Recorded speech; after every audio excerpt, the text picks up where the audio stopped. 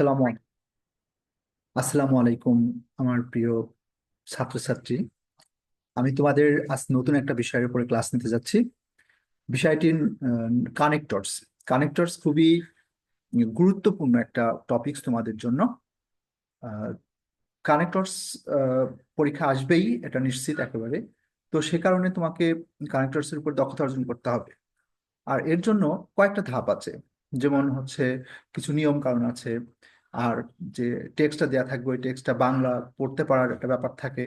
আমি তোমাদেরকে পরীক্ষায় কিভাবে আসবে এবং এটা কিভাবে সলভ করা যেতে পারে, আর এটা সলভ করার জন্য আসলে তোমার কি কি দক্ষতা প্রয়োজন, সেই বিষয়গুলো আমি এখানে একটু দেখাবো। তোমরা একটু দেখো। আমি এখানে নিয়ম, এই যে কানেক্টরস তোমার ব্যবহার করার নিয়ম দাঁড় করিয়েছি 12টা মতো এখানে নিয়ম আমি দিয়েছি। এছাড়া এই 12টা নিয়মের সাথে সাথে তুমি যদি টেক্সট আর বাংলা না করতে পারো তাহলে কিন্তু তুমি পারবে না। আমি আহ, নিয়মগুলো আলোচনা করার আগে একটু একটা কানেক্টর সলভ করে দেখাতে চাচ্ছি তোমাদের, যে আসলে কিভাবে কানেক্টরস করতে হয়। তো দেখো, এখানে প্রশ্ন থাকবে এভাবে যে use appropriate sentence connectors in the blank space of the following passage. এরকম একটা প্যাসেজ দেওয়া থাকবে এবং 10টা গ্যাপ দেওয়া থাকবে যারা 26 সালের পরীক্ষার্থী আছে তাদের জন্য, কিন্তু অবশ্য 23, 24 এবং 25দের স্টুডেন্টদের জন্য এখানে গ্যাপের সংখ্যা থাকে 14টা। তো 14টা থাকুক আর 12টা থাকুক 10টা থাকুক, যাই হোক, এটা এক করার নিয়ম একই। তো পুরো যে টেক্সটটা থাকবে এই টেক্সটটা তোমাকে পড়ে বাংলা বুঝতে হবে। তারপরে এখানে এই যে এমন এমন ওয়ার্ড বা ফ্রেজ বসাতে হবে, যেটা বসালে এই সেন্টেন্স একটার সাথে আরেকটা কানেক্ট হয়ে যাবে এবং পুরো প্যাসেজটা একটা সামঞ্জস্যপূর্ণ অর্থ দিতে পারবে। তো আমি আগে এটা সলভ করে তারপর তোমাদেরকে এই নিয়মগুলো বুঝিয়ে দেব। Bangladesh is a small country but has a large population. Bangladesh একটা ছোট দেশ কিন্তু এর জনসংখ্যা অনেক বেশি। এর Bangla dash most people here live below the poverty line. এখন দেখো এখানে আহ, পুরো প্যাসেজটা আমি পড়ে নিয়েছি আগে, এই জন্য আমি এখানে কনটেক্সটটা বুঝতে পারছি কি বোঝাচ্ছে। তুমি পুরোটা পড়ে নেবে। তো এখানে হবে এরকম যে মোর ওভার। মোর ওভার মানে হচ্ছে অধিকন্তু। অর্থাৎ এখানে বাংলাদেশ একটা ছোট দেশ, অধিকন্তু এখানে তোমার অধিকাংশ জনগণ দারিদ্র্য সীমার নিচে বাস করে। Dash they can not afford to educate their children. তাহলে এখানে দেখো, এখানে যেহেতু অধিকাংশ লোকজন দারিদ্র্য সীমার নিচে বাস করে, dash they can not afford to educate their children, তাহলে এখানে কি হতে পারে? সে এখানে বাংলাটা এমন হচ্ছে সে কারণে। তাহলে সে কারণে বোঝালে কি হতে পারে? সে কারণে বোঝালে এখানে সো হতে পারে, দেয়ার ফর হতে পারে, ফর দিস রিজন হতে পারে, দ্যাট ইজ হোয়াই হতে পারে। তো এই যে চারটা বললাম, যে কোনো একটা দিলেই হবে। অর্থ হচ্ছে যেহেতু ড্যাশ পুর many poor children either drop out of school after just a few years or simply do not go to school at all। তার মানে এখানে একটা বললো যে এখানে অধিকাংশ লোকজন দারিদ্র্য সীমার নিচে বাস করে, সে কারণে তারা ছেলে মেয়েদেরকে আহ, শিক্ষা দেওয়ার যে খরচ সেটা বহন করতে পারে না।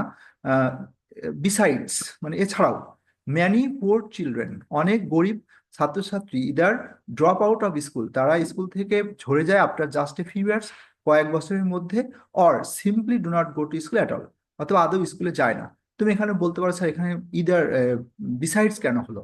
মানে বিষয়টা হচ্ছে পুরো যে প্যাসেজ, এই প্যাসেজে এমন দিচ্ছে যে বাংলাদেশের ছাত্রছাত্রীর সংখ্যা যে পরিমাণ হওয়া উচিত ছিল তার থেকে কম হওয়া সত্ত্বেও এখানে বর্তমানে যে শিক্ষার প্রতিষ্ঠানগুলো আছে সেগুলো আহ, স্কুলে যাওয়া ছাত্রছাত্রীদের জন্য যথেষ্ট নয়, এই কথা বোঝাতে চেয়েছে।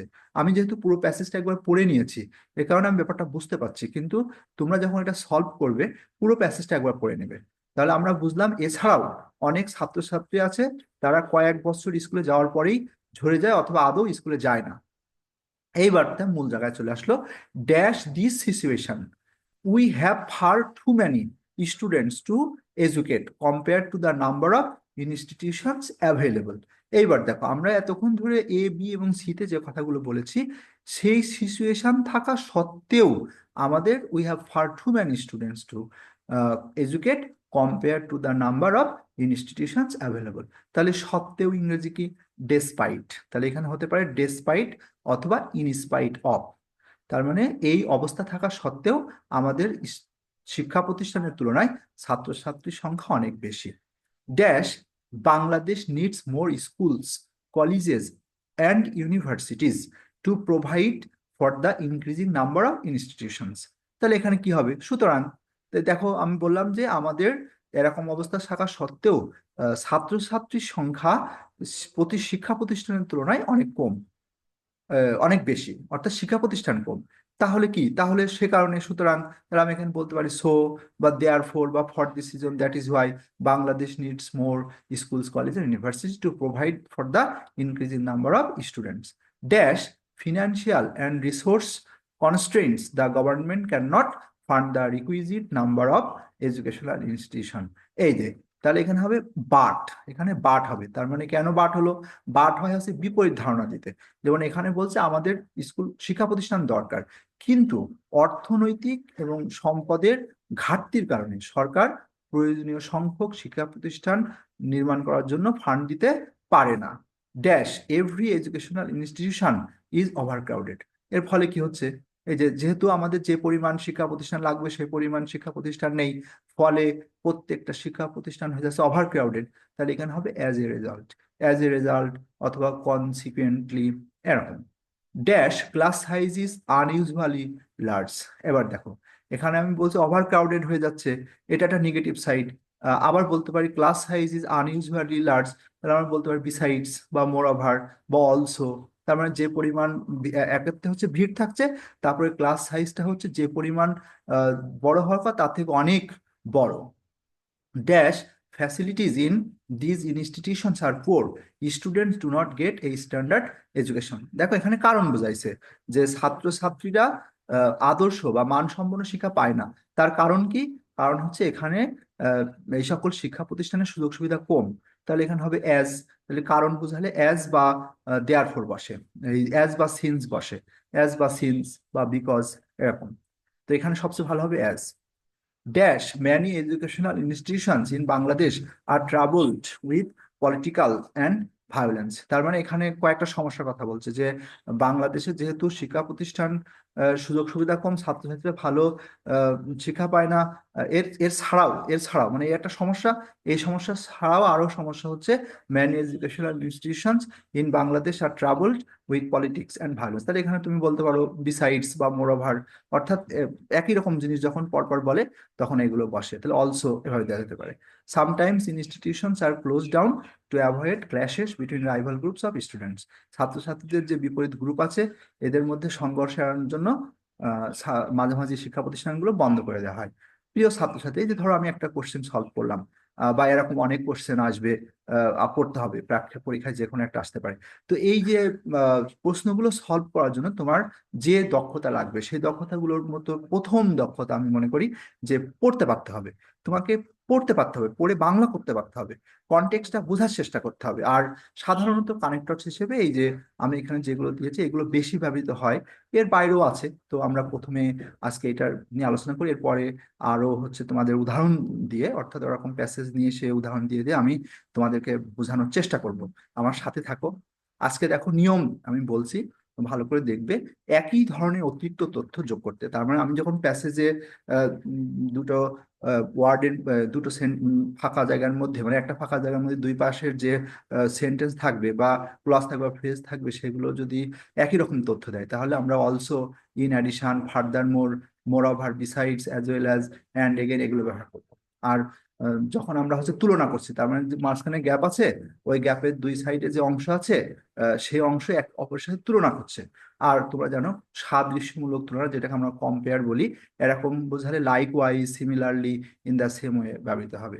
আর যদি বৈসাদৃশ্যমূলক তুলনা বোঝায়, অর্থাৎ ভিন্ন গুণ দেখাচ্ছে, যেটাকে আমরা বলি কন্ট্রাস্ট, তাহলে although, though, however, on the contrary, on the other hand, but, এগুলো ব্যবহৃত হয়।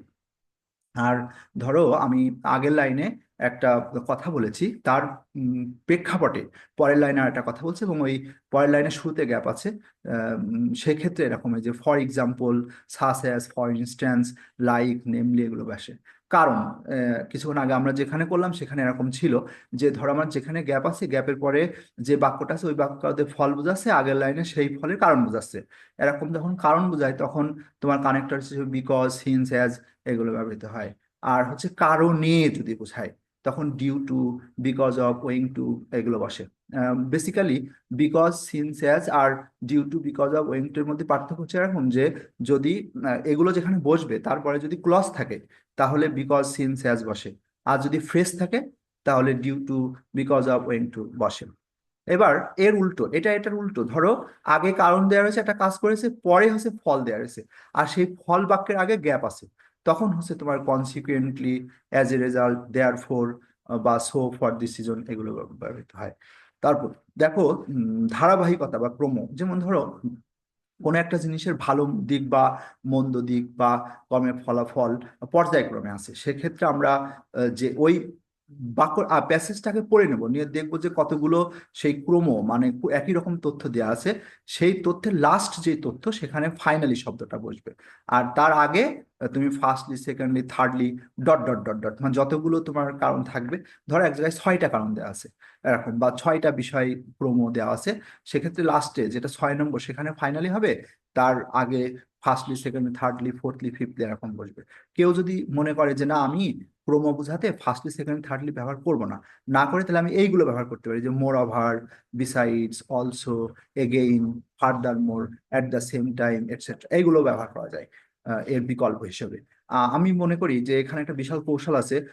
ধরো যখন ক্রম দেওয়া থাকবে, অর্থাৎ একই রকম তথ্য দেওয়া থাকবে, তার আগে যদি ম্যানি বা সাম বা সার্টেন এরকম কথা থাকে, তখন তোমরা এই যে ফার্স্টলি, সেকেন্ডলি, থার্ডলি এই রুলসটা ব্যবহার করবা। আর যদি এই হিন্টস না দিয়ে শুধুমাত্র পরপর একই রকম তথ্য দেওয়া থাকে, তখন তোমরা হচ্ছে যে মোরওভার, বিসাইডস, অলসো, এই বিষয়গুলো, কানেক্টরস গুলো ব্যবহার করবা। কোনো ব্যক্তি বা বস্তুর প্রতি গুরুত্ব বা জোর প্রদান করতে, তার মানে আমি একটা বিশেষ আলোচনা করছি, সেই আলোচনার মধ্যে আবার কোনো বিশেষভাবে গুরুত্ব দিয়ে কোনো ব্যক্তি বা বস্তুকে বোঝাচ্ছে, তখন তোমরা পার্টিকুলারলি, স্পেশালি, মেইনলি, বেসিক্যালি এগুলো ব্যবহার করতে পারো। আইডিয়া সমূহকে, মানে আমি প্যাসেজের একেবারে শেষে যখন চলে আসবো, অর্থাৎ অনেকগুলো আলোচনা করা হয়েছে, শেষের দিকে যখন বলছি, তখন এরকম in conclusion, to conclude, to summarise, therefore, overall, এগুলো ব্যবহার করা যায়। প্রকৃতপক্ষে বা স্বাভাবিক সংঘটিত হয়, মানে স্বাভাবিকভাবেই সংঘটিত হয়, ন্যাচারালি, মানে প্রাকৃতিক ভাবেই একটা জিনিস ঘটিত হয়, সংঘটিত হয়, এরকম যদি বাক্য বুঝাই, তাহলে সেখানে actually, in fact, indeed, truly speaking, naturally, এগুলো বসে থাকে। আর দেখো এখানে 10 নম্বর অনেকগুলো বিষয় বলা হয়েছে, যে যদি শর্ত বুঝাই, তাহলে শর্ত বুঝালি, বরং বুঝালে রেদার, যদি না বুঝাতে আনলেস, পরিবর্তে বা বদলে বুঝাতে ইনলি অফ বা ইনস্টিড, যে বুঝাতে, যে বোঝাতে দ্যাট, যাতে বা যাতে করে বুঝাতে সো দ্যাট, এভাবে বা এরূপে বুঝাতে দাস, তারপরে যেন বুঝাতে অ্যাজিব বা অ্যাজ দো, অন্যথায় বা তা না হলে বুঝাতে আদারওয়াইজ বসে। আসলে বিষয়টা হচ্ছে এরকম, যে তুমি যদি ওই কানেক্টরস এর বিষয়টা যদি না বুঝতে পারো যে আসলে বাংলা কি বলছে, তাহলে কিন্তু সম্ভব হবে না। হ্যাঁ, আর জোড়ায় জোড়ায় কিছু আছে, যে বাম সাইডে এই অংশটা থাকলে ডান সাইডে এই অংশটা বসবেই, বা ডান সাইডে অংশটা থাকলে বাম সাইডে এটা বসবেই, এরকম বোঝাতে কিছু আছে গদ বাঁধা, যেগুলো মুখস্থ করতে হবে। যেমন no sooner had dot dot then, hardly had dot dot when, scarcely had dot dot when, বা before, such dot dot as বা that, not only dot dot but also, both dot dot and, whether dot dot or, either dot dot or, neither dot dot nor, এরকম জোড়ায় জোড়ায়, মানে এক সাইডে এটা থাকলে আর এক সাইডে এটা বসবেই এরকম। প্রিয় ছাত্রছাত্রী, কানেক্টরস হিসেবে ডব্লিউএইচ ওয়ার্ডও খুব বসে, মানে রিলেটিভ প্রোনাউন যেটা আমরা বলি, যে দেখো who, which, whom, whose, what, whoever, whatever, whichever, why, when, where, whenever, wherever, etcetera. প্রিয় ছাত্রছাত্রী, আজকের মতো আমি ক্লাসটা এখানে শেষ করছি।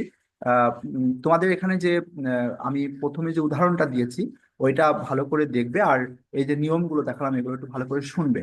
আমি এর পরে কানেক্টরসের পরে আরেকটা ক্লাস দিব খুব তাড়াতাড়ি, সেখানে এই যে নিয়মগুলো দিয়েছি 12টা, সেখানে নিয়মের সংখ্যা একটু বেশি। এটা হচ্ছে মূলত সংক্ষিপ্ত ভার্সান। আর আমি আগামী যে ক্লাসটা দেবো ওখানে হচ্ছে একটু বৃহৎ ভার্সান আছে, সেখানে কি করা আছে, তখন এখানে এই যে কানেক্টরস গুলো আমি এখানে দিয়েছি, এই কানেক্টরস গুলোর বাংলা দেওয়া আছে। তোমরা আমার এই দুই ক্লাসকে সমন্বয় করে 3 নম্বর, 4 নম্বর, 5 নম্বর পর্যন্ত আমি কানেক্টরস এর উপরে ক্লাস নিতে চাচ্ছি।